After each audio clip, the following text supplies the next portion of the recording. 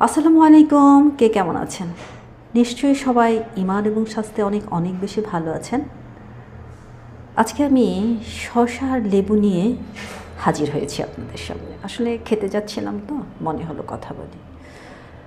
তো আমরা শসা আর লেবু এই দুটো খাবার কিন্তু ভাতের টেবিলে নিতে ভুল করি না, তাই না? কিন্তু খাদ্য আসলে খাবার খাওয়ার যে প্রসেস সে অনুযায়ী যদি আমরা যে কোনো খাবার খাই তাহলে আমাদের খাদ্যের গুণটা অনেক বেশি পেয়ে থাকি।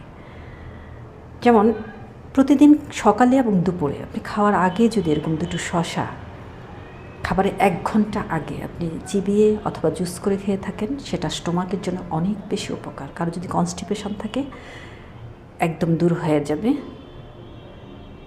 আর শসা কিন্তু কখনো রাতে খাওয়া উচিত না। অপরদিকে যে লেবু তো ভিটামিন সি, তাই না, যা আমাদের রোগ প্রতিরোধ ক্ষমতা বৃদ্ধি করে।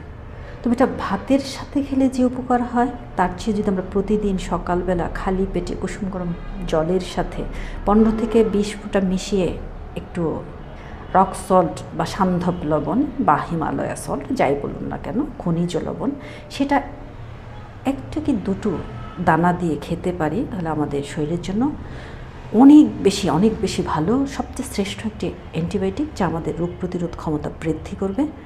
এবং আমাদের কারো ভেতরে যদি ক্যান্সারের জার্ম থাকে এই লেবু পানি প্রতিদিন সকালে খেলে সেটা নির্মূল হয়ে যাবে। তবে শর্ত হচ্ছে চিনি খাওয়া বাদ দিতে হবে। কারো ভেতরে যদি ক্যান্সারের জার্ম থাকে সে যদি রেগুলার চিনি খায় সেটা আরও দ্রুত গ্রো করে। কথাগুলো আপনাদের কেমন কাজে লাগবে আমি জানি না, তো আমি আপনাদের সাথে শেয়ার করলাম। আপনি শেয়ার করে অন্যকে জানানোর সুযোগ করে দেবেন। সবাই ভালো থাকবেন, সুস্থ থাকবেন। আল্লাহ হাফেজ।